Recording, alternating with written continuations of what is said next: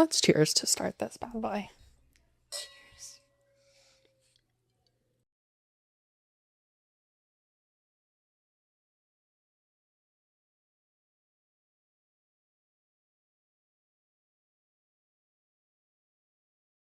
Welcome back to Two Fun Moms, No Manual, a podcast where we yap about all things that go wrong in parenthood, which is a lot, sip some wine, and feel a little bit better about the chaos we live in. April is Limb Loss Awareness Difference. Limb Loss and Limb Difference Awareness. That's a long... It's a lot. Okay. April. Is Limb Loss and Limb Difference Awareness Month. And we are dedicating this episode to Parker K, our best girl. As many of you know, we celebrate this month wholeheartedly supporting and cheering her on. Parker was born with Fibular Hemimelia, a rare congenital condition occurring in 1 in 40,000 births. Usually occurs sporadically and it is not inherited, and this resulted in the amputation of her foot. Mm-hmm. Can you tell us what Fibular Hemimelia is? So it's Parker forgot to grow her fibula in her left leg. So she had her tibia and this much of a fibula attached at the top. And then her tibia and her ankle were fused together. So there's no mobility there. And then she only had 3 toes with bones. And 1 was just cartilage at the end. It was her little lucky toe. It was the cutest little thing. So, yeah. And it can occur just on one side, but a lot of times it's also bilaterally. So both. Okay. There's also tibial hemimelia, and that's the lack of the tibia. And so a lot of times they occur bilaterally without one of those bones. Wow. Mm-hmm. So, yeah. This has not stopped her from running, dancing, climbing, and even recently ballet. Yeah, she's been in ballet and she loves it. We've run into a lot of obstacles with ballet, like the tiptoes, pointing our toes because her foot doesn't move. She likes to go sit by her teacher when they work on pointing their toes. And her teacher has a habit of grabbing her prosthetic and trying to point it. And then she'll like look at me and I'll be like, it's fine. That's your journey. It's fine. Yeah. It's fine. It's just, it doesn't move. Yeah.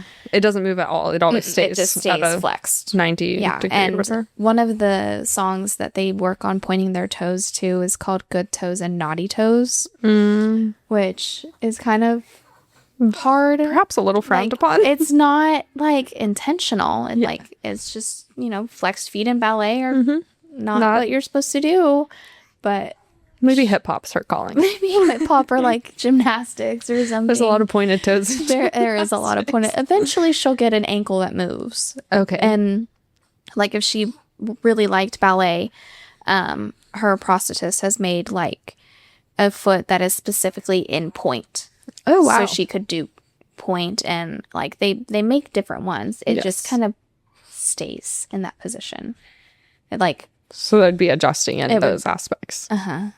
But we've run into some obstacles, and none of her little friends in there she was only worn no tights 1 week because I got her in the car and realized that her prosthetic had ripped her tights because it gets caught in there. Yeah.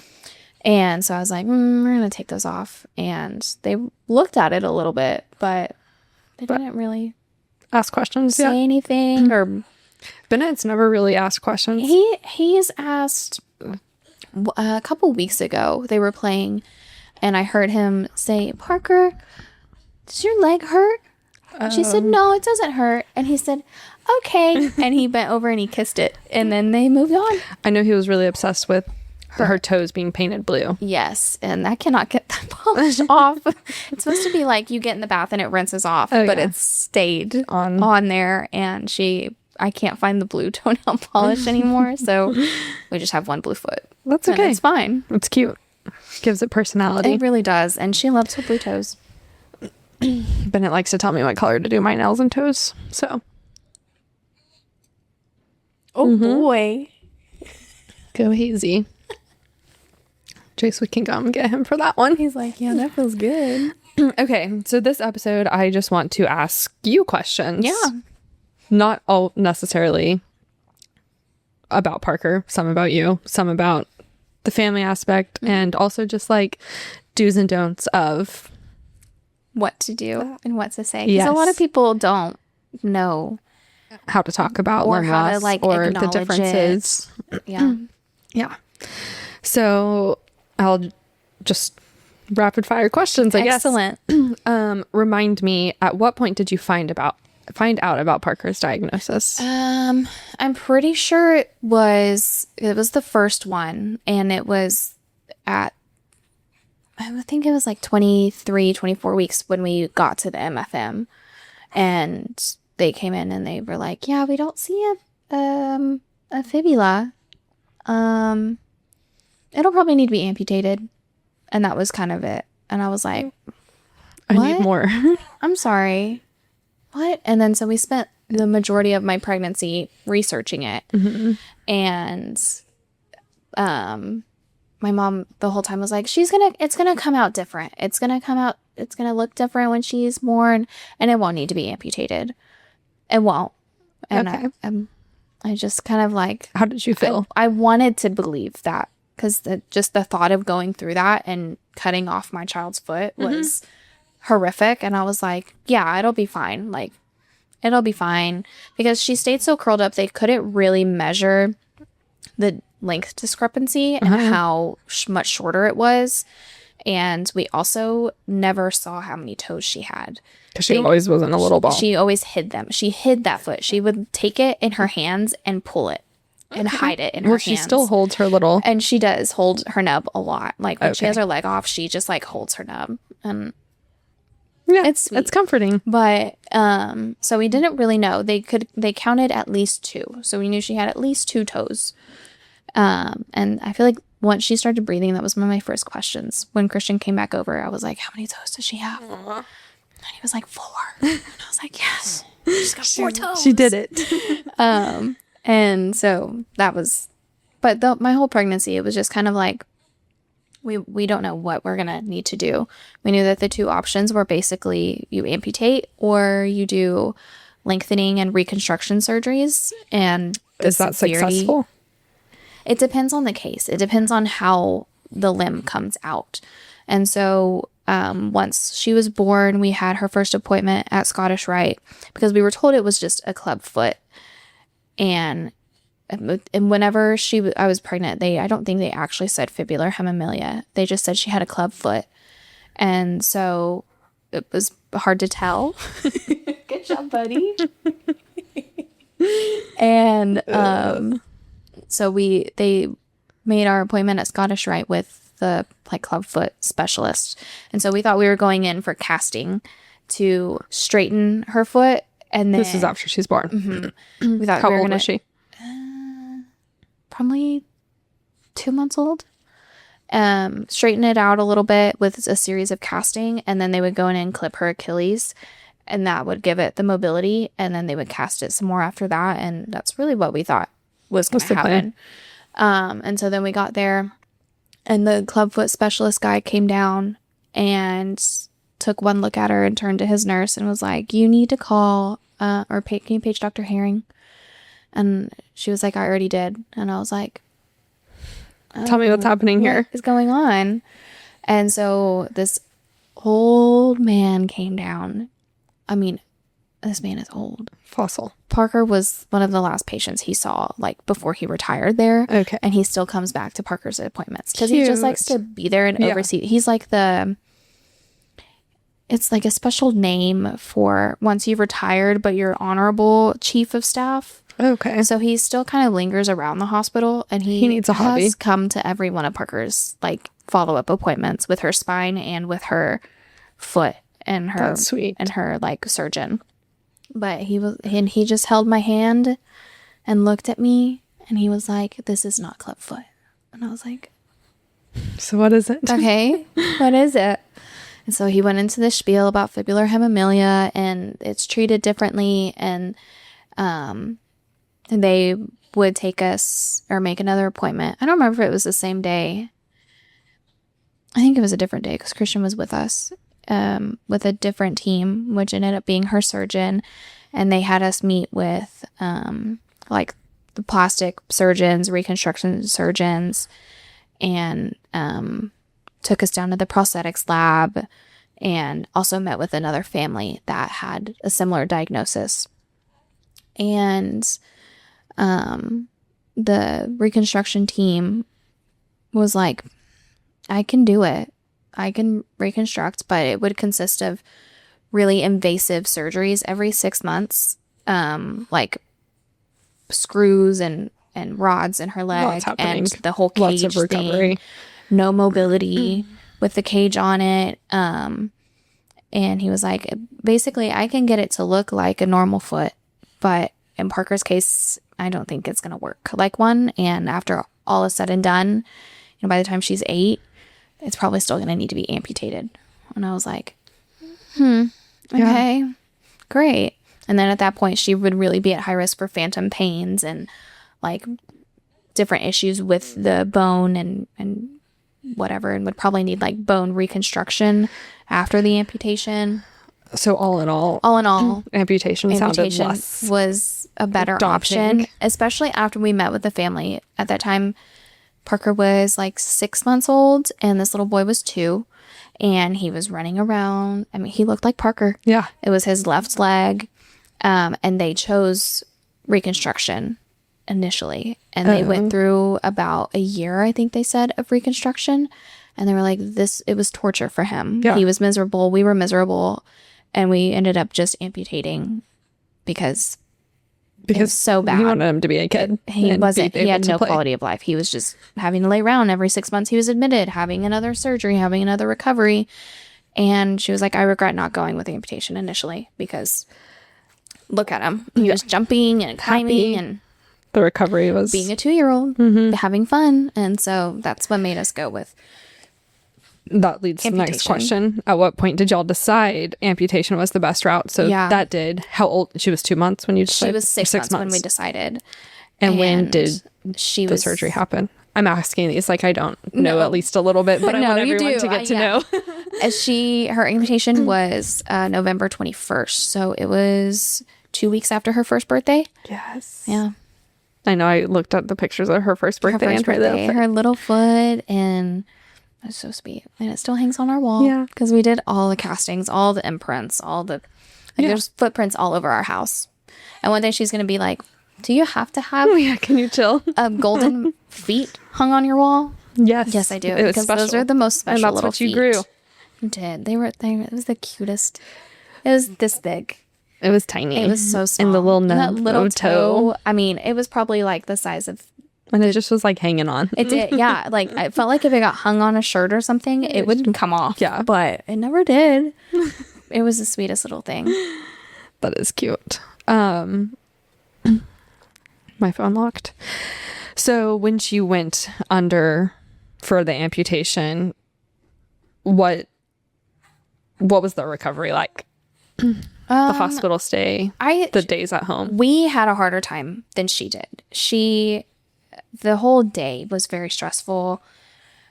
I mean, like Child Life came down into our pre-op room and did more footprints and pictures of her feet. And the surgery took probably 2 hours, I feel like. And we got out of recovery and we went into her room, and she's laying there bandaged up. And I was just like, what did I do? And did you ever feel like regret? Or I haven't felt regret, but I initially, like when I first saw her, just scared. I was just like, oh God, I don't know if I did the right thing. Just because like looking. Do you feel that way now? No, because she's great. She's fantastic. Yeah. She's doing awesome. She has no idea. She's keeping up with Bennett. She keeps up with Bennett. And she's 6 months younger than him. Yeah. And he's busy. He's so busy. So she's busy. And she keeps up with Lizzie, and like there's nothing holding her back. No. Her, like. And then we were at Scottish Rite admitted for probably like 15 hours before they let us go home. Yeah, I remember you saying y'all were heading home, and I was like, oh really? Yeah, it was very quick. soon. They just wanted to make what do you sure do? that she was eating, got her appetite back. And that evening, like, we went down to the cafeteria and got her some chicken pasta, like fettuccine, and she ate it was a massive serving for a grown man, and she ate the whole thing, and then had some snacks. They taught us how to rebandage it, and sent us on our merry way. What was the recovery like post-op? It was stressful for me just because she couldn't talk yet, and so I didn't really know what kind of. I think so. Yeah, he's asleep. Just I told you he's different. He's so great. It's the second born. I know. He probably needed a diaper, but he didn't cry. You just need to get those toots out, I think. Okay. They didn't sound wet. Yeah. They just sounded like big toots. Yeah. Oh, he's so cute. Okay. I love him. Distractions. Just because I didn't know really what her pain was. Yeah, she couldn't say anything, and if she cried, looking at the wound really triggered my fight or flight. Like, because you felt like you needed to do something. It made my skin crawl, like looking at her incision, and like especially the first Do they put stitches? Like, tell me that kind of stuff. So they cut right below or at the ankle. So it's called a Symes amputation, what she had. And so it's right at the ankle in front of it. And so she has her heel still. And that's what the nub is her heel pad. And so they cut the bone, they cut everything off, detached it, and then took the heel pad of her foot and attached it up to. So her incision is like on the front. But her leg's just shorter because of the fibular hemimelia. Okay. Yeah. So it has the whole tibial bone, and then where the ankle was is where they amputated. Okay. It was all fused That's always together. because I always say that it's just her ankle, but then like I'm pretty sure my mom was like, but it's her whole leg. And I'm like, no, So it's just her ankle, but it's just her leg is tibia. short. Yeah, her leg is just short. So I think she has a 12% length discrepancy, and that ratio will stay the same as she grows. So they might need to do, like, if her right leg grows entirely too fast as she goes through puberty, they might need to put like something into her bone to make it stop, because her left leg won't be able to keep up. It'll keep that 12%. Okay. But her right leg might grow too fast to where they can't keep the prosthetic and everything. Gotcha. So That's something it's just we'll something deal down with as the time road. goes on. It has stayed pretty even in the ratio. And like if it does grow a little too fast, her right leg grows too fast, they can put little like they're like 1/2 inch little spacers between the foot and the bottom of the prosthetic. So there's like a world where you're not like constantly getting Having to have a new leg. They can make it taller essentially and even it out. But this last leg we didn't have to, and we might this one because it was way too long when we first got this new prosthetic, but it needed room for her to grow into. But I feel like she's already grown. It's evened out really well already, and we've only had it since January. So the disco leg? Mm-hmm. You got it in January? We got the disco leg in January. Wow. Yeah. I feel like you literally got it like last week. It was 11, and it's April 1st. 11 months with the first leg, and it took a month to make this leg, and we got it, I feel like right after New Year's. That probably makes sense, just for time is flying. Yeah. It was right after Lizzie's birthday, because she had her dino leg at Lizzie's birthday party, and I was like, girl, that leg does not fit you at all. It didn't phase her. It didn't. But recovery was harder on us for sure. They gave her oxy to take it home. I mean, she just had her whole limb cut off. And I think we used it the first night, and then she only needed Tylenol after that. Like, it was very easy. And I think we only did rotated Tylenol Motrin for 4 days maybe. That's crazy. And she was not phased by it. Kids are amazing. And that's what they kept saying. They're like, they're really resilient at this age. Yeah. So you are going to have a harder time than she is. And the hardest part was having to take her wraps off and change the gauze under, just because it made her mad. And it stressed. Christian handled it so much better than I did. Yeah. He did all the wrapping. He did all of the bandage changing, and I just kind of sat there next to her. Supported her. And like, I could hardly look at it. Yeah. It was so hard to look at just because, like... That's a lot to see. And it hurts you. It really... And that's your baby. Like, when the pictures come up, because I would take pictures of the progression of the stitches dissolving and all the things. And, like, when they pop up, I'm like, oh... Yeah. That was so awful. It was so terrible. Yeah, I can't imagine. So that was really... It was really just us. And then it took 4 days for her pain to not bug her. How long until you didn't have to wrap it anymore? We kept it wrapped for probably a month and a half, just until the stitches weren't all there.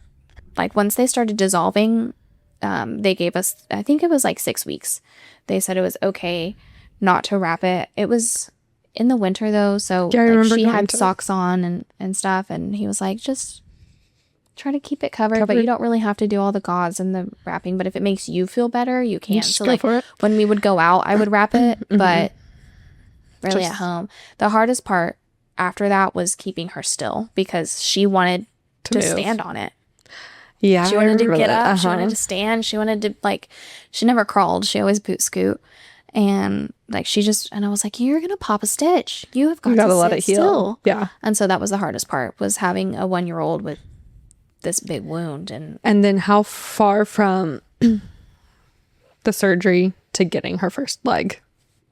So her surgery was in November, and it was the second week of January that we got our first leg.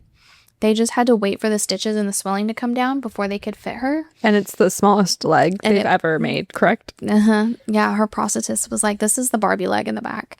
And when we were going to pick up her second leg, one of the guys that works in the lab in the back, he came out and saw her, never seen her before. He said, is that Barbie? Oh, and I said, it is Barbie. Yes. And he said, I think we have a new one in the back for you. Still so cute. Incredibly small. Yeah. Like tiny.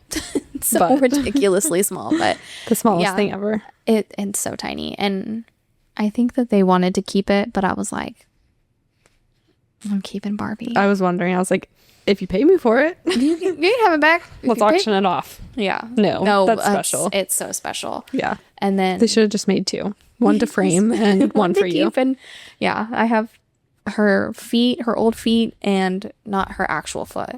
I need to clarify. I don't think they would allow you to leave the hospital with that. Well, some people have said that they did. What do you do with that? I don't know what you do. It's kind of creepy. I think that would give me a guest coming over and opening your like freezer. There's a foot. That would give me a lot of trauma. I think seeing her actual detached foot. See that. Like, some nights I lay and try to, like, I don't know why I do this, but try to think about like being in the OR, what it looked like. And I just stress myself out. Like, yeah, when you first started talking about it all, I was like, I wonder what they do with the foot. And I was like, I don't need to wonder that. I don't want to know. I had a meltdown one night. And I was like, they just threw her foot away. They just threw it away. They probably did. And they probably did. Or, I don't, yeah, we don't have to go down that. I'm going to donate it. Yeah. It didn't work. Donate it to science. Yeah. I don't know. Study it. I don't know. Maybe. I don't know. Because her tendons and her bones in there were really odd. She did a really bad job growing that foot.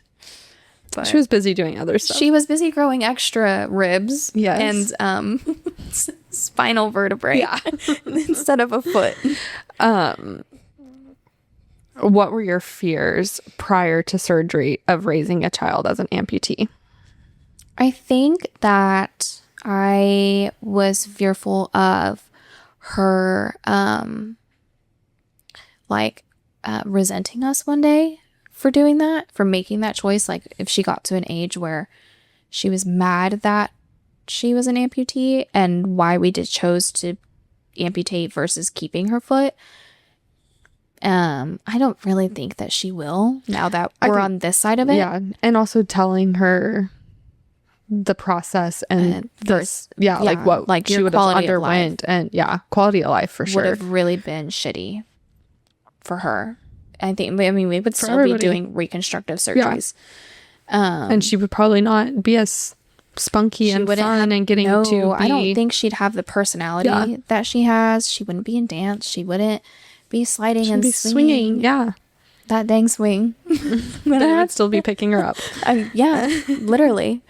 So I don't have that fear anymore. And then just like the world being nice to her, because it's not a world made for people that look different. Yeah. And I mean, we have faced that a lot. And even with children, like, I think the first time that it really stood out to me that children noticed she looks different was we were at a birthday party, and the kids were a smidge older than her, but it was before she had her leg. She had her before leg. She was like fully walking. And all the kids were like playing in a certain area, and Parker just wanted to play with them. Like all these kids didn't really know each other. I don't think they were just Playing. Hey, this is my name. You want to be friends? Kind of thing. And she was playing independently, but also playing with them. And they kept taking the toys from her and building a fort to block her out of them. And they kept calling her weird. And like, I didn't know any of the parents there. I didn't know who belonged to who. And there was one little girl that she was much older. She was probably like 5. And she asked her mom to step outside with her. And she asked her mom if it would be okay for her to ask about Parker's leg. And so her mom came in quietly to me and was like, yeah. And I was like, abso-freaking-lutely. And so she wanted to see Parker's leg. She wanted to see her leg, or like her prosthetic leg and her like natural leg, and was like so sweet about it. And then there's the kids that were building forts around her to keep her away from them because she looked weird. So that was really the first time that. And just watching you like at parties or social events where we have all the kids there, anytime other kids say something, I feel like you always like handle it so like very direct and like, this is what it's because I mean, do you feel like you make the parents more uncomfortable than the kids are themselves? I think so, because most of the time, like, or even like when Bennett's asked about her ileostomy, like, this is what it is.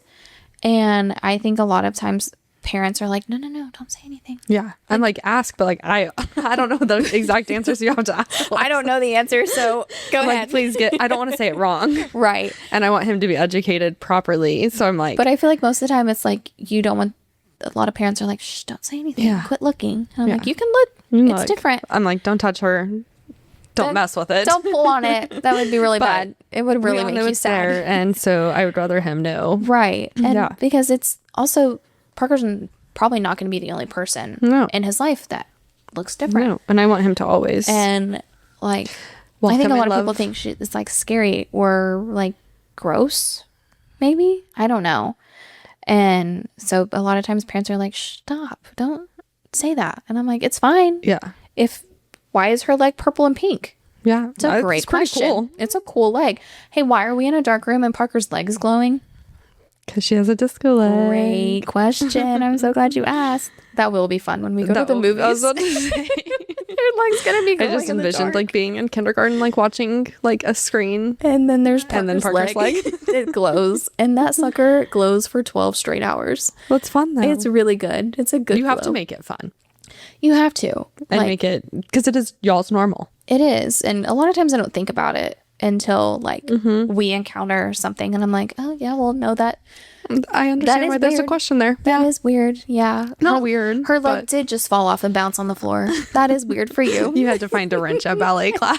I had to ask her ballet teachers for a wrench last week because we got there and I went to go put on her shoe and her foot just spun around backwards. And I was like, oh, yeah. Oh, that's why you were walking weird. I just thought like her nub was sore or something, but like all day she was walking kind of weird. Just a little loose. And like slipping kind of. And I was like, that is so weird. What is going on? And then Christian came out of the bathroom and I was like, hey, do you have a wrench? And he was like, no. New thing to add to the mom bag. And so now we have a whole tool thing and it's like multiple tools in one and we have a wrench. And her dance teachers turned around and they were like, why do you need a wrench? And so I just held eye contact and I spun her foot around and they were like, Okay. I'm going to say this is a first. Yeah. And I was like, yeah. We might bring a lot of those to you. Parker likes to bring firsts to everybody. Really, she does.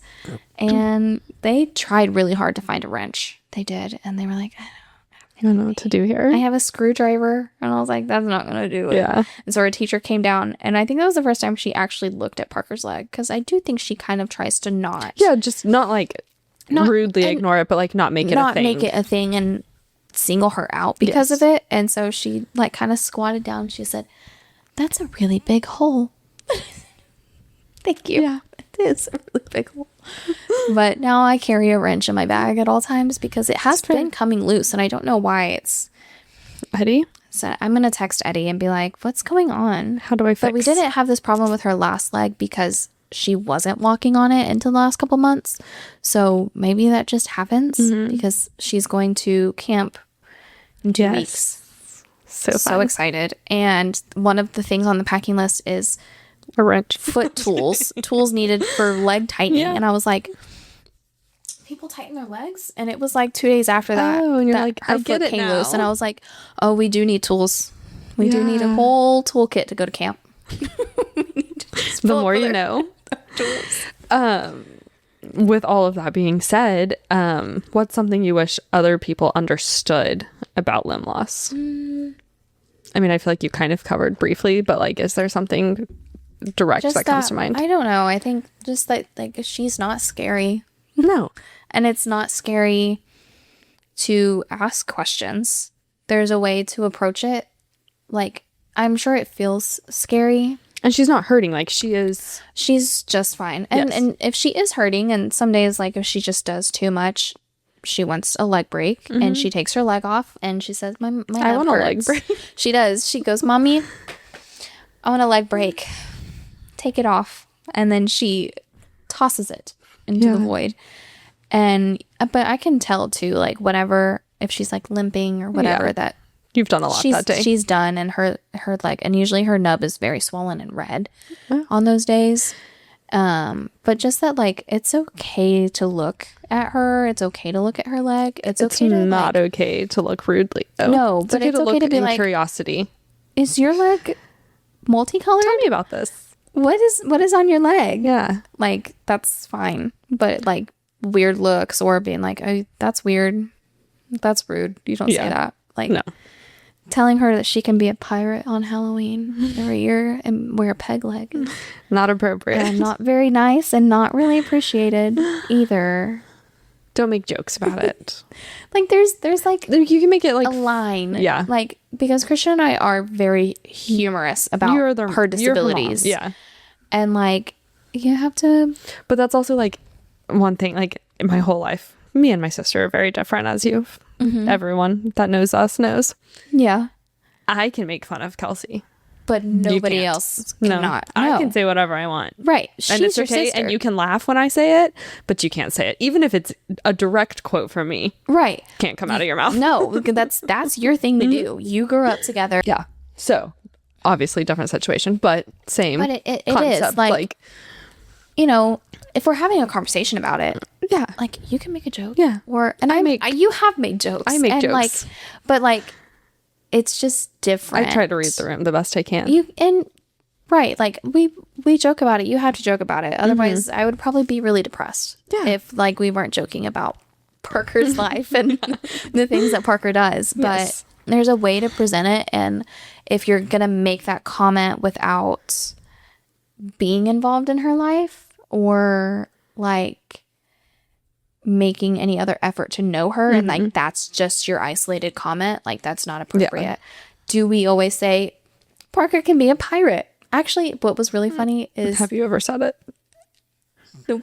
Well, we say it jokingly now because of the rude comment. Yeah, like my parents, the place that they have a pirate lookout. Like they have a and Parker loves to go up there and she says, I'm looking for pirates. Oh well, Jace Bennett always comes over and he says, I'm a pirate, and like puts a sticker over his eye or something. But to him, it's the patch. It's the patch. That's the pirate. Yeah. And she's obsessed with trick-or-treating. She every so is week. Bennett. She's like, I want to go trick or treat, and I'm like, he made me pull out Halloween books yesterday on our way to soccer practice. Like, baby, it is April, and we can't just go Easter. knock on the doors and ask for candy. I mean, you could, but might be frowned upon. It's not time to trick or treat. Yeah. And in the last month, she said, I'm gonna be a pirate, and I was like, you can't tell her no. of course you do, but I'm not gonna go buy her a wooden peg leg, like what was suggested by this person to get a wooden peg leg. And someone also told me that she should be a flamingo for Halloween recently. I don't remember who it was, but I was like, no, however, she would be a cute flamingo. She'd be a very cute flamingo, but we are going to keep both legs on. Yes. Because this last Halloween, with her barely walking, and it was right after my hysterectomy, I know. I wanted to die. So we're really excited to have an independent walker for Halloween this year. Yeah.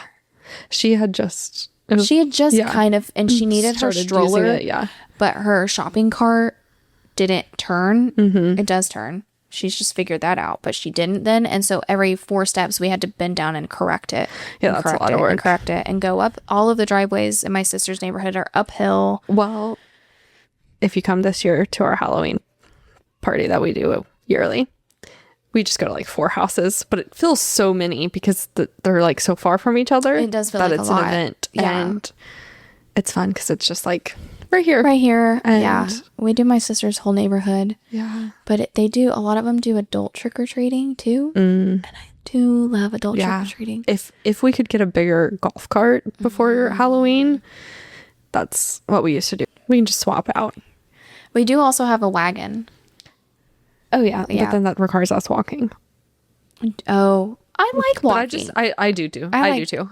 We take a wine glass and... Yeah, that's what we do at my sister's. Conquer. We go find like a fun, festive Halloween. Mm-hmm. Like we had cauldrons last year that we got in the dollar section. I never even thought about doing that. We just... fill it up with Margaret. Yeah, and they lit up too. Yeah. It was so fun. And we like make margaritas and we put them in a big Yeti and put them in the stroller and... I'm just have to convince your sister to also come. With tiny baby. I'm so ready. I just want to... I keep forgetting that she's having a baby boy. It's so close too. I feel like just yesterday she was pregnant.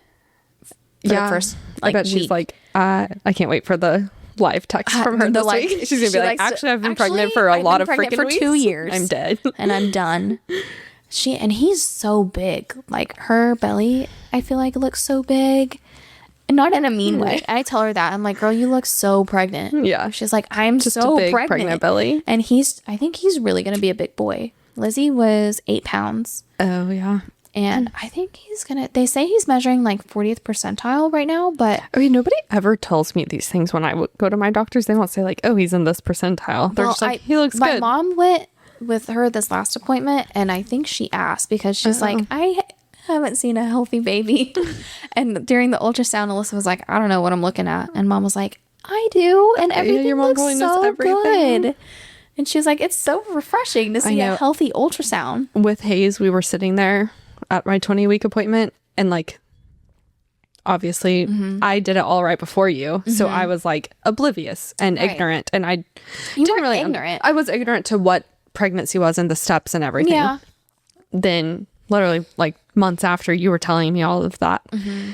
So then this time we were sitting there at the anatomy scan and I was never nervous with Bennett stuff because I know things can happen, but I didn't know that it's like things can happen, but you don't think that it's going to be you. Yeah. And I was just sitting there and I was like, this was the appointment and I was like, and at what point sitting there, like, did they just start telling you stuff? Because the sonographer can't say stuff. They can't. But like the whole time she's like, oh, this looks great. This looks great. I've never had a sonographer speak to me ever. Yeah. And I got really good at reading their faces because they do. They're supposed to have a really good poker face and they do. Perfect angel. And so before we got referred to the MFM, I always had her name is Jeannie. Love her. And I'm pretty sure she has a picture of Parker in her room because I had to go back after for my endometriosis and she did all my endo scans too. And she's probably like, we are close. We are, well, when I would walk down the hallway, she'd be like, why are you back? And I was like, I don't want to talk about it, but I'm coming to talk about it on your table. But she's always like very bubbly and chat, like just small talk chatty, not about what she's scanning and what she's seeing. And that appointment, she got quiet like halfway through. And I was like, oh, weird. I don't know. Maybe she's just focused. Because Alyssa had Lizzie 3 years before during COVID. And when it came time for my 20-week scan, she was like, oh, this is the best scan. It's so exciting. You get to see their spine and all the things. And it's the best scan. So I went in really excited because I hadn't had any problems up to that. And she got really quiet, and I'm just watching, and I'm like, I don't know what I'm looking at. I don't know where the spine is. Maybe that's a spine. Maybe that's a toe. It's so hard to understand. I don't know. You will randomly see like the outline or like their little feet push, which I guess you probably didn't because she always had them in her hands. Yeah, like she was always like butterfly. Both boys always hid their face, and with Hayes they had to rescan for his heart because they couldn't see his chambers. Very scary. Yeah, it is. Understand. It is very scary. I don't understand, but I understand the fear. Maybe like secondhand. Yes. Because I was just about Parker. And they're like, we're just going to go ahead and do another scan because we didn't get this. And I was like, why did you not get it though? And he was like, we just couldn't get a good image. Very normal. And I was like, but could you? Or like, I need you to tell me. Or is it like not there? Tell me like for real, like, are we worried? And he was like, we're just doing another of rescans on her heart because they were like, we can't see her all 4 chambers, but she's laying weird. And so it took probably 3 weeks of rescans for them to be like, okay, there is definitely a problem. Which at least they do the due diligence and they try to keep you calm because I do think you should not be stressed out. Right. In your pregnancy. And that makes pregnancy worse. And so I think like, I lost my train of thought. But when Alyssa, back to the fear of 20-week scans, when Alyssa was going in for her 20-week scan, I was terrified. I was so anxious all day. I was like, this is, I don't know, it's PTSD. Everyone else has great 20-week scans.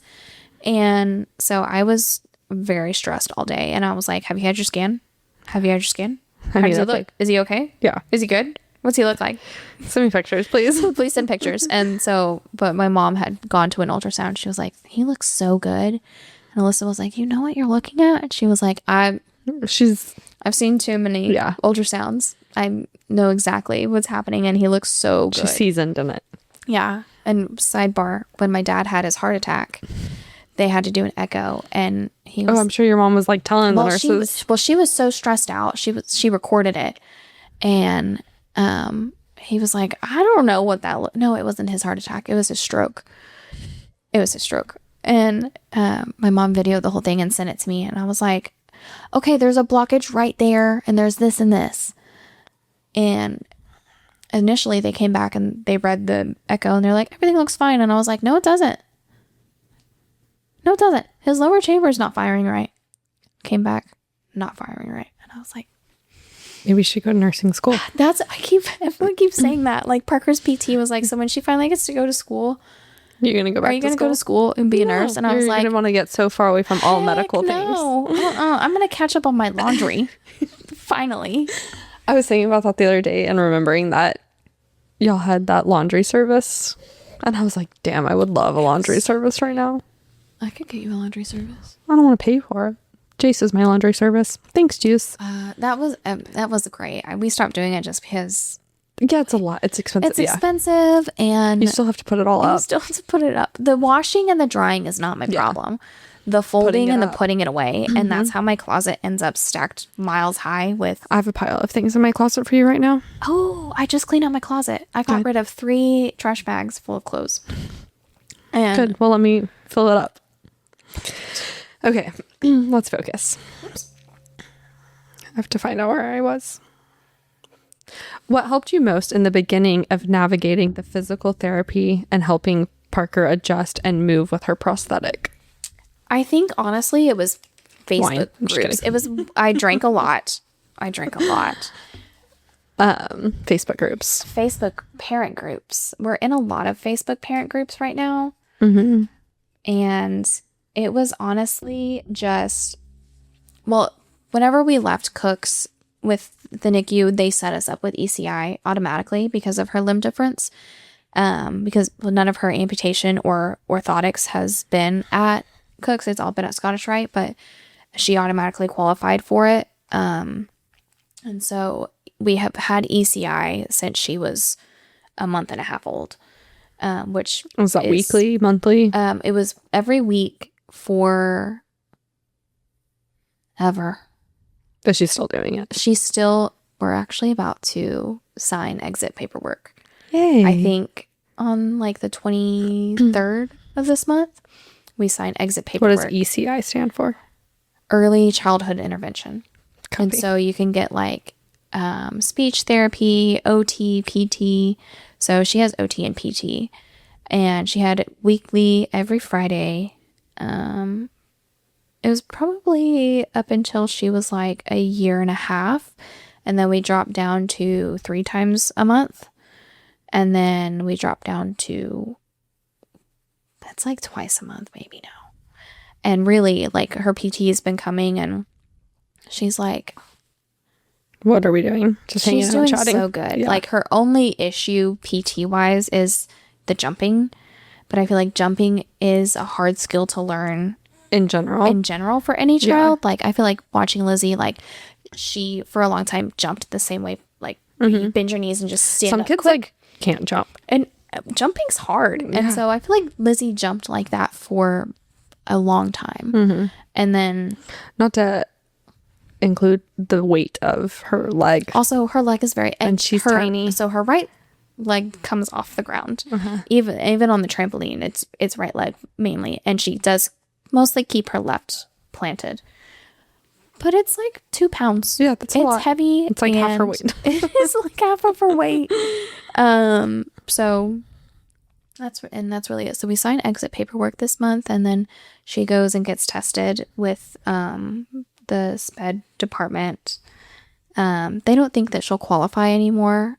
Like even Alyssa, because Alyssa does this. She is a diagnostician, and she has her doctorate. She's a doctor. She's Dr. Morgan. And whenever I have to send letters or invites to Alyssa and Kevin, I always address it Dr. and Mr. Morgan. I would too. Every time. I would also say Dr. and Mr. Alyssa Morgan. And it's Dr. and Alyssa and Mr. And it's hilarious. Kevin, you're also smart. He loves it though. He supports her That's awesome. so much. But she was like 6 months ago, she would have absolutely qualified, but she's made such big strides. It's my child. He's gotten in a lot of trouble, I think. Are you getting texts about it? I just got one saying he got a spanking. He got a spanking. Oh no. It's a hard age. We don't do it a lot, but we've had to start consequences. He's going to wreak natural consequences in life, so he has to have consequences on but 2 behaviors. Is such a hard age, I feel like, for consequences, because they're so between like understanding and not understanding, and like, but you don't want him to grow up and be a brat and like be that kid in class. No, he needs to learn to respect and follow rules, and it's just a hard freaking age. Obedience is important. Yeah. I find myself many times a day I just take my glasses off and I just sit there and I'm like, I don't want to see you right now.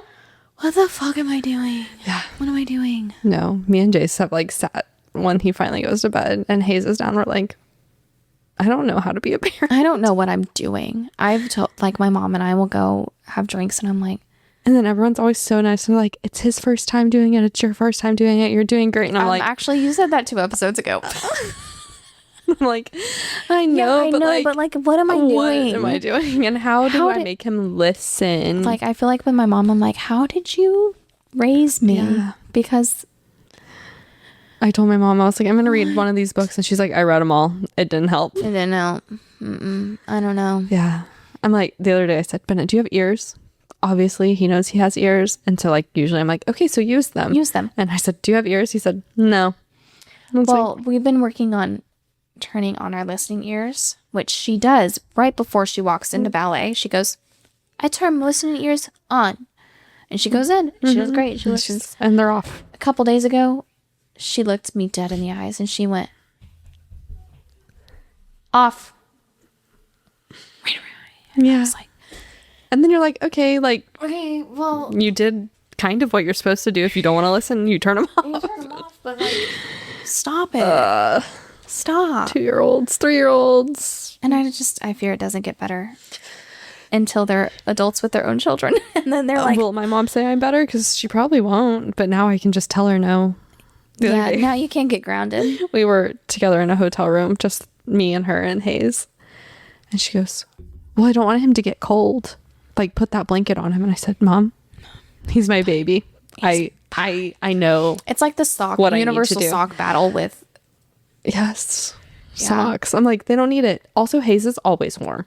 He's always warm. Hayes and Parker are always very warm. Like when I hold Hayes, I'm like sweating. I'm like, oh, I love you, sweet boy. You're so I'm hot. like, you don't need the socks. Like, he actually would prefer them to not be on. Parker never has socks on. She never has pants on at home. No hats. Like, and when it's no hats, like when it's actually really cold, like I have to dress her just in a light sweater because she's going to be sweating. Bennett's gonna wear shorts and a short sleeve shirt. She's gonna be sweating, and I look like a terrible mom because she doesn't have a jacket on. During the ice storm, she was sweating. We went out one day, finally, spun down the whole driveway, ran in to have some lunch, and he was wearing a short sleeve shirt. I do think he had joggers on, but like people were looking at me, and I was like, he's two. And if you have kids, you understand, and if you don't have kids, don't look at me. Don't look away. Don't judge. You don't need to be looking at me. Okay. I want to get through this just because I want it to be fully focused on these questions. We make really good sidebars. I know. We rabbit hole a lot. And we've almost been at it for an hour. Oh my goodness. So, okay. What has been the most surprising things about having a child with limb differences? They can be positive, negative, complete shock in general, whatever. That's a great question. Thank you. I found a post from limb differences account. Oh, I saying love those. things that they wanted to talk about, and I was like, I'm gonna go through all these and ask these questions. But I didn't use ChatGPT, so I kind of did some research on my own. Period. No ChatGPT. You know, it gets really confused on names and stuff these days if you use it. I think definitely how resilient she was after her surgery shocked me. The cost of a prosthetic. Yeah, is that something you're comfortable saying? Because it's shocking. It was, we got her first leg bill, which was the tiniest, most simple leg. It was a resin cast, not a calf. I was gonna say shaft, but it's not. It's like Shin. Like a shin calf. A shaft. It was this big, resin casted. We bought the fabric to, which was a fun aspect. I didn't know that's how you customized it. It's just a piece of fabric, and then it's resin casted. And then the world's smallest foot, with no movement, and that was it. And her first leg was $13,000. Yeah. We just got the bill for her second leg. I think I texted you about it, didn't I? Yes. Because we had I was because you also got the glow in the dark. The glow in the dark. Kindly did that. And it was not on for the itemized. A gift for Parker. I think it was, yeah. So it wasn't on the itemized, but I was like, it's going to be probably double the size of her last leg. Yeah, so does it make it double the price? We are getting it's a carbon fiber foot, so it has more energy into it, and you'll see her a lot now with this foot where she will get going really fast or start running. I love listening to it on the floor. I know you do. It's my favorite. If I could bottle that and just play it to fall asleep. Like a duck foot. It's just a perfect sound. It is a nice little sound. We need to just especially make on your. It sounds better on your floors than it does on my floors. I'll think about it. I'll make you a Build-A-Bear for your birthday. Please, and record Parker. It's this month, so I know. I'll get you a Build-A-Bear with Parker's foot pattering. But the carbon fiber foot, it has the carbon fiber piece inside with it's two little holes, and then the foot slides on top of it. So you can replace the foot size if needed without nice. having to redo all the carbon fiber attachment. And so I was like, I think it's going to be like double. I think it's going to be like $22,000. And it was only $1,000 more. I was right at 14, but yeah, still a lot of money. It's still a lot of money. And you probably have to do it at least yearly. At least yearly. Her first leg lasted 10 months before it really just did not. She's growing a lot at this point in life. Have they like talked about like when she becomes an adult or anything like that? Like when how she's an adult and she's like not growing, it will be based more on wear and tear. And so like if she's just a really active person, she might still have to redo them every year. I fear she might be really active. I fear she's going to be really active. Or like if you have a new hobby, or like I don't know if they do legs for skiing, but like just different. I feel like they do legs for like everything. They do legs for everything now. Like whenever they did take us on that tour in the prosthetics lab, because one of the worries that I had was like limitations. How able is she going to be? And walking down the hallway, they have these framed photos of children they've done these special legs for. And like there was a swimmer, there was an arm that they'd made for a little girl that played the violin. And so it was custom to where she could hold the whatever the violin thing is. They had pictures of her. Sure. It's called a bow. They had the ballerina in point. They had a cheerleader. They just like, it was this whole very long encouraging hallway and hopeful of, and like football players and all just anything that you could want to be. And even Eddie has told us initially, he was like, if there's something that she decides she wants to be and I haven't made a leg for it, we will do it. I'm going to find a way to make a leg for it because we want her to be so successful. And so when she's an adult, I don't know where she's going to go to have her legs done. We're just going to have to kidnap Eddie and take him with us forever. You can never retire Eddie. No, like he also needs to listen to our podcast because he gets a lot of shout outs. I love Eddie. Parker loves, she talks about, she's like, Eddie got in his car today and went to work. And I'm like, yeah, probably he did. She goes, I want to go see Eddie. What if she makes like prosthetics? That would make me cry probably. I don't know. I feel like she'll have a very intentional career, whatever she does, because she's had such a like, what if Ben does because he loves her so much. I know. Whenever he looked at me, he said, Parker, my best friend. I was like, literally all day. I had to take him to work with me. I had to go to an appointment. We had to go to the bank. We did a lot. I had both the boys. Chaos. Brave. Long day. I said, we have to go home because Parker's going to be there. He said, Parker at my house? And I said, yeah. He said, I show Parker and Christian my swing set. Oh, and Lex. And then when we were pulling up, he said, I hold Parker's hand and we go swing together. And I was like, yeah, you can hold Parker's hand. He's the sweetest. He's so sweet. He is until he's not. Until he's not. But so is Parker. Yeah. Parker's so sweet. Yeah, she was getting up on the stool and she said, move. And I was like, I need to just get another stool for that. Sometimes she'll look at me and she goes, Mom, leave. Go away. Go away. And I'm like, I understand wanting space. So like, she learned that because that's what I say to our dogs. Oh, the dog thing and like the way they talk to them. But yeah, that's a whole thing. It's a whole thing. Okay. Do you have any advice or encouragement you'd give others?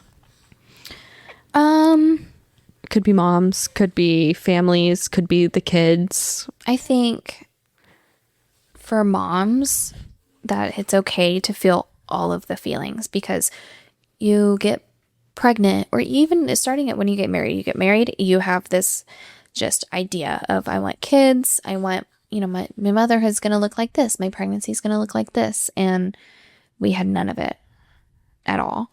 And that it's okay to be really sad about it. Yeah. Even some days I'll just like put her to bed still and I'm just like, what the hell? This is not the life that I pictured you having. Mm-hmm. But she's doing it so well and nothing is going to stop her. And she knows no difference. No, it's fantastic. And like, I'm not going to stop her. If she comes to me and she says, I want to be a bike racer. Okay, girl, I'm going to fit you for a bike. Yeah. Like, I'm not going to tell her, no, you can't because you only have one leg. Like, you're going to do what you want to do. Stop them. And I'm going to do anything that I can do to make the world more adaptable for you and more accessible for you. And like my big thing right now is freaking shoes. I know. Freaking if you own a shoe company and you want to make some cool shoes and make some dollars, because there's such a market for, like, I mean, there's like there will always be there's amputees. Billy shoes, which is made for like AFOs and prosthetics and things like that, adaptable shoes, and that's great. And they are very functional. No, they're all in children's sizes. Make them cute. Very functional, but they are so ugly. And our problem is that Parker wants fun shoes like Lizzie. She wants Bluey shoes. She wants Moana shoes. She wants dress-up shoes. Sparkly rainbow. The dang freaking dress-up shoes are on my list of people I want. Maybe that's my next side job. It really should be. I need to stop with side jobs. I need to stop with my side jobs. Everyone's like, you make the shoes. And I'm like, when am I going to make shoes? Find it. I mean, I would figure it out, but I don't have the dang time. I can't even do my laundry. I'll tell you here what. we are having a podcast. Here we are having a podcast, but like, they aren't cute. They're either adaptable or they're cute. They're not ever both. And she wants fun, sparkly, light up rain boots like her cousin, but they need a zipper. They need to be like, they're just, there's so many aspects that need to go into it. She needs 2 different size shoes now. And so I'm going to Target and she's picking out these sandals she wants, and I'm having to buy 2 sets of shoes. Like there are stores. Her right foot is smaller. It's because her right foot is so narrow and the prosthetic foot is so fat. And the prosthetic foot has to be to support her. Right. And so her prosthetic foot is a size 7 and her natural foot is a 5.5.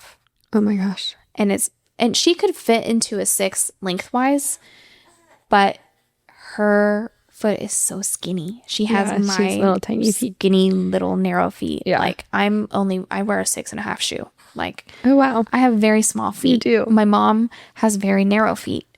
Like we just have small feet. And Parker's foot is small. Mm-hmm. And so I'm buying 2 pairs of shoes, and she wants to play dress up with Lizzie, and she has dress up shoes herself. Yeah, I remember her getting tons, but she can't put it on her prosthetic. She can't put it on her prosthetic, and it's a whole meltdown every time because she just wants to wear her princess dress up clackers. I mean, I would too. I did. I lived in my Pretty clackers. Pretty Princess. Have you gotten her that game yet? No. Oh my god. I'll get it. I've never heard of that. Pretty Princess. It's so. Me and my cousin would play it for hours, and you like just spin a thing, and you like get earrings, and then you get a necklace, and you get rings. She's gonna need that. And then I'm pretty sure only one person gets the crown, which is kind of bullshit.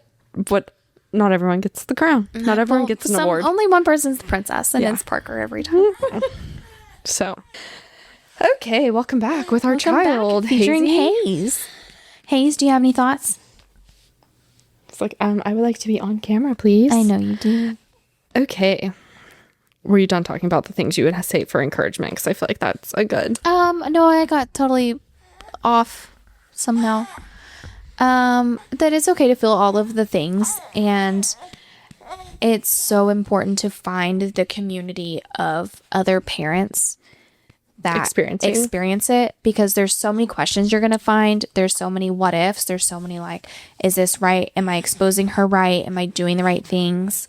Like I found myself buying her toys and dolls that were amputees, like her Barbies, amputees. I got her the Parker doll. She and Parker doll go everywhere together. Like Parker doll does everything. And so I was like, but am I limiting her by only buying her toys that look like her and not like other people? Mm-hmm.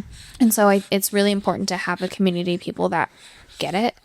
And we also recently joined at Scottish Rite the program of families that speak to other families in the place that we were, where like we go and we sit down with them and we talk about Parker and all the things she's like gone through and why her life and why we chose this versus this. I love that. And so yeah, we're part of it's like peer-to-peer or something, but they'll call us if we have an appointment coming up and they have a family coming in. They'll be like, hey, can you guys sit in a room and talk to this family for a little bit? And that's awesome, because that made a huge difference for y'all and y'all's choices. It was really our decision maker, was thinking back on that little boy and like how watching him play and how normal he looked, and everyone getting to see Parker. Yeah.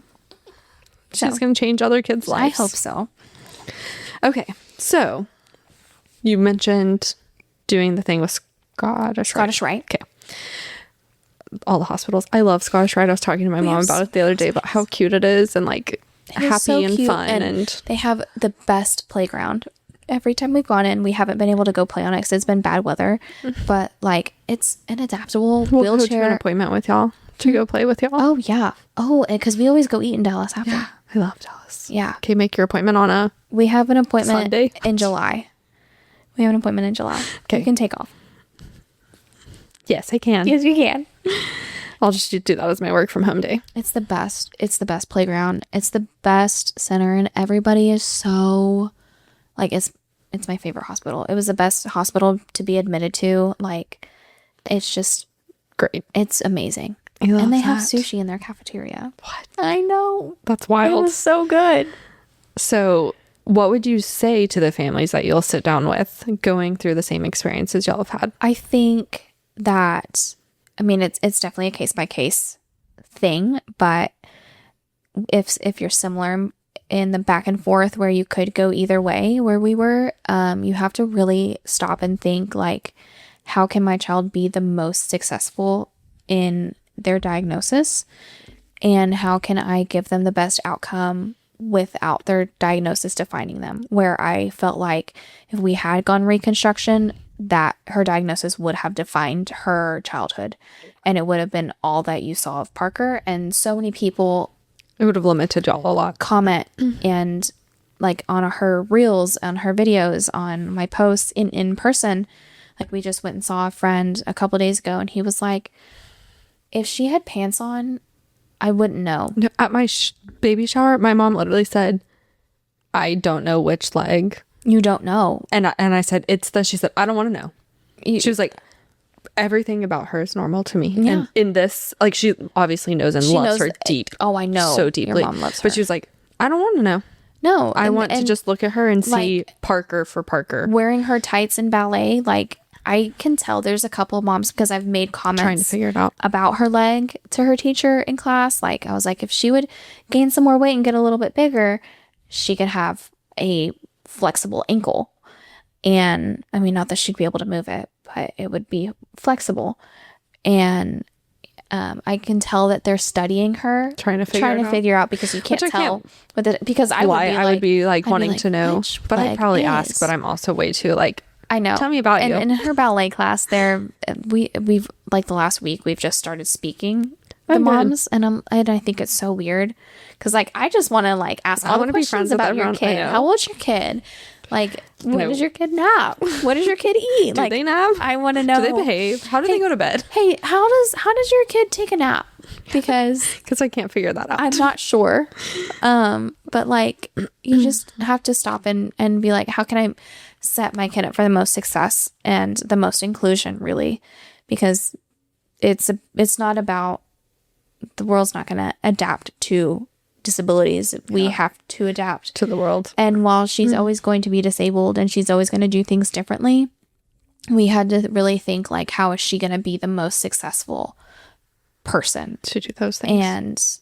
And I read, and in a couple groups that we're in, there are people who were children of Fibular Hemimelia who will make posts or make comments talking about their experience where they resent their parents because they did reconstruction, and they're like, amputation. I'm miserable and I have so much leg pain, I have so much joint pain, everything my bones hurt when it rains, like my back with an epidural. I'm just no, literally, kind of. And they're like, they can't, just know. I have to take so many days off of work because I'm just in pain all the time, and I can't go just to look apart shopping. I can't go hiking. I can't ride bikes because my limb hurts so bad. And I wish that my parents had made this selfish at the time choice. I wouldn't call it selfish though. I feel like it's not selfish. I feel like it is a little bit, but it felt selfish to be like, I'm just gonna, because it is kind of the easier road to make that choice. To me, it felt as a complete bystander watching it, I think you made the choice to best advocate for your child because you know that she is going to thrive in this world this way. Right. So I wouldn't call it selfish, truthfully. Maybe in another situation I would, but in Parker's case, I would not at all think that was a selfish choice. There's so many feelings and there's so many. To me, selfish would be choosing the other route in this case. In the for her to hopes that look she normal. looks normal. Yeah. Because that would have been the only thing that it would have benefited from this. From what you said. There's so many viewpoints of it. Yeah. And so many ways that you can approach There's always going to be an opinion. And so, I mean, there is. And I so often think about whenever we did make the post in the announcement, because I use the platform that I've grown independently to advocate for disabilities. And I mean, we celebrate Limb Loss and Limb Difference Month. We celebrate Birth Defect Month. We celebrate... You have to celebrate all the months. CHD Month. We celebrate consecutively February, March, April. And then we celebrate Down Syndrome Awareness Month with our friends. Yes. And just because that's the community we've been thrown in. Like, Parker has such great... And you should advocate because... And I'm going to advocate for her friends tirelessly. Like... Yes. We will forever advocate for Parker. We'd love it. And Parker's friends. And Parker's friends and everybody. But there was a comment that was made by someone who was a mutual friend on Facebook with my parents. And nobody knows who this guy was, but his name was Hunter. And he made this comment about how it was disgusting that we were choosing to cut her limb off and God made her this way and we should just let the dominoes fall as they should. I could find the comment. It was this long comment and just about how we were being terrible parents by choosing amputation and there should be other ways to go about this and we just need to let God's fate play out as it should. And I had just come to terms and peace with her amputation and the thought of amputating her. And I lost my marbles. He deleted his comment and the whole thread disappeared before I could take screenshots of what I said. But essentially... Well, I'm sure you made him feel very educated. Oh, and people were... Because I screenshotted it, I posted it on my stories, and I posted it on my Facebook page. And I was like, do not be this person. Yeah. I post for... awareness and I'm open to questions and conversation about things always, but this is not how we approach it. We don't need the derogatory comments. I remember responding being like, should I have just let and don't bring God into God's fate play out when her heart was defective and she would have died within hours if she didn't have surgery? Yeah, that's not God's She was plan. Drowning in her own blood pumping to her lungs. Was that God's fate? No, God did make her that way. Yes. But He made her strong. He made her resilient. To make her suffer and to make her die and to make her miserable. I think it was... this way to create her story and to make his love a testimony. And I really think that God made her this way for me because I was not a strong person before Parker. And... Well, you are the strongest person I know. It was definitely a lot of eye-opening. I feel like I was a very quick to judge person. Are you crying? Oh, I feel like I was a very quick to judge person. I was a very closed-minded person, and I was not a strong person before Parker. And I think that God's point with Parker was to help me grow, and having Parker help me grow my faith so much. I'm so sorry. I don't know why I'm so sorry. Just because I've watched it. I know you have. And I just think that I would not have grown in my faith near as much or been so reliant on God at all without Parker. And I think that also it is like my purpose and hopefully Parker's purpose to advocate and make more space for people that are disabled and have differences and look different.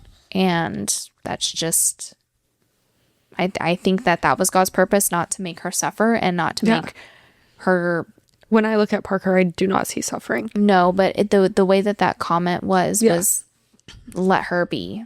Like, you don't need to intervene. Hunter. And don't be Hunter. And we are going to intervene. And God did make her this way, but it's to build a stronger testimony in his love and his grace and his guidance and everything. You just make me so proud. Okay. So, since I'm already crying, did I ask you what brought you most comfort in this moment? Mm-mm. Okay. I said what brought you most comfort in the harder moments. But I feel like it's God. Well, it was a lot of God, and it was a lot of our village. I could not have survived any of it without Christian and my mom and my sister and you and our friends, like, because it was, and it felt like, looking back on it, everything played out over such a long period of time, and it's still playing out. But it felt in the moment that it was just like back to back to back everything. And for a while there, it really was. I mean, she went through every 18 surgeries. Jace one day, he was like, every time Alexis texts you, I feel like it's something bad. When I was like, imagine being her. Imagine it. And so we're like, I feel like we're finally in a place where when we go to a doctor's appointment or a follow-up, I'm not terrified and anxious. Like, it's going to be, and they're being good. She's having good reports. She's having good blood work. She's having good, And not everything's always going to be good. And it's not always going to, but it was for a time where it was just all so hard. Bad. And it was this surgery and this test and this sedation and this whatever. Like, by a year and a half, she had 18 surgeries, which is... I'm 28 and I've had 3. I have had... 3. I've had 3 surgeries. No, I've had 5. I've actually had 5, but 2 of them were. You're like, I have to 2 kind of years. keep up with Parker. She can't have them all. My mom made a post because for a minute there, I was Parker sick. My dad had a stroke. I was struggling with my endometriosis. Parker sick. My dad had a heart attack. I had a hysterectomy, and she was like, I need everybody to cool it. Yeah, like you're done. Take a break. You're grounded, and so like. Don't move. And especially with like this Alyssa's whole pregnancy, me and my mom, I feel like Alyssa's like, I'm good. I'm great. I don't know what you're talking about. Yeah. But me and my mom have been like, you better behave yourself in there. Yeah. You better be good. You better grow. Do it all. And so when she had the little scare with his heart because they couldn't visualize all 4 chambers, I was like, get it together. Samuel? You better not. It's going to be so loud on that, by the way. No, it's okay. I can turn it down. But it's just, it was a lot of soul searching and praying. And even praying in times where I don't feel like I meant it. Yeah. But I was praying because I didn't know what else to do. Yeah. And he still showed up every time, even when I really don't think that I meant it. Yeah. And I didn't know that he was going to follow through or things were going to be okay. It was. And family is what got me through. And I mean, your family. I mean, you don't have to. I mean, I just wanted to make sure you knew that I was counting you in. I didn't need that. I was just counting you in. I just wanted to let you know. No, I think that my whole family counts Parker as theirs. Absolutely. As Parker calls I mean, like when May, and May, my mom, Lala. Yeah. My mom buys her all the things. I love when your mom is like, I got Parker this too. And I'm like, you're so cute. I love you. She always has to add to it. She's so sweet. Okay. This was one that I said, since I'm crying, let me go ahead and ask, but I'll just make you cry again. Yeah. I mean, I don't know. Will you? Maybe you'll be silly. Maybe I'll be What's silly. one thing you want to say to future Parker? Maybe I'll cry on this one. I just, and my prayer every night is that she never lets anybody reduce her or make her feel less than, or she's so silly and spunky and creative and curious right now. And I just pray that she is always that, and that she handles everything with humor. Like, people are going to be mean. Kids are mean. Adults are mean. Kids are mean to everybody. And they are. And people are judgmental. And she lives in a world that was not made for her to be different. and she's always going to be different. And I hope that she always handles that with grace and humor. And she's like, yeah, I'm fucking different. But I'm going to... And what is normal? I'm going to do this. Or if you tell me that I can't do this, I'm going to do it 10 times better. Yeah. Is the attitude that I always hope she has. And I hope that she also is so inclusive on her own, and she always makes space for people that aren't being part of the conversation, and that she's always listening and she's always looking. And I think she has a fabulous mom that has set her up for success in every way. Just always her, and doesn't let people beat her down on it. Well, she's going to thrive forever and ever. And if not Bennett, it'll just pick Benny is gonna someone out of her, pick up someone out of her he'll way. just pick them up and move them. And you can leave. You are done. He did ask me earlier if Parker could start going to school with him. I think that we need to make it happen. I know. We gotta get rid of the bag. Maybe if Vanessa goes back. She used to teach there. Oh, did she? She needs to get rid of the bag. You could do it, but then that would, yeah. Oh, it's 2 days a week. Lord. But no, the point of that would be to get the break. If you do it, I'll do it. Okay, with my free time. Jace, can I quit my job to go teach at a Mother's Day out? Yeah, no. He was like, Lexa, Parker doesn't go to school. And I was like, no, she doesn't. And he said, I'm going to school. Parker should come too. Parker, come to school with me. And I was like, you want Parker to go to school with you? And he said, yeah, we would have so much fun. Next year, I think you have to put her in soccer with us. I was like, well, you know the stickers on her tummy? He said, yeah, I do. And I said, she has to get rid of those before she can come to school. And he said, well, let's do it. And I said, that's what I'm saying, Bennett. Maybe we should go to the doctor's appointment with you. I think Bennett should. Who will encourage them to make it happen. I was like, I hope this summer maybe, and next school year she can come to school with you. And he said, deal. We make a lot of deals. We do too. I say deal a lot. So, well, I don't have a closing prepared. I'll would freehand you like one. to freehand So one? Yeah. Thanks for joining us for this slightly emotional. Yeah, I didn't mean to make that. That's okay. I love it, and it's sweet.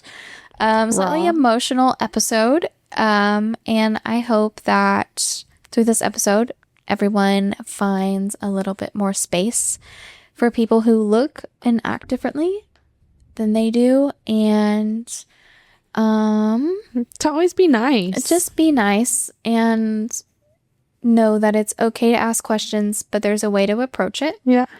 And curiosity is great. Curiosity is great, especially in children. Yes. I love when new friends ask Parker questions and then they move on together. I can't wait for her to answer the questions. I know. I know. Oh, that's going to make me cry when she does. I'm going to be like, oh, you don't need me anymore. You don't need me. No, she'll always need you. So thanks for tuning in to Fun Moms. The funnest. We are the funnest. No manual. I did not update that. No, we're not going to update that. And we'll catch you next week with maybe something more chaotic. Maybe a little sillier. Maybe a little sillier. And I hope that everybody survives bedtime tonight. Cheers. It's so confusing sometimes to be a girl.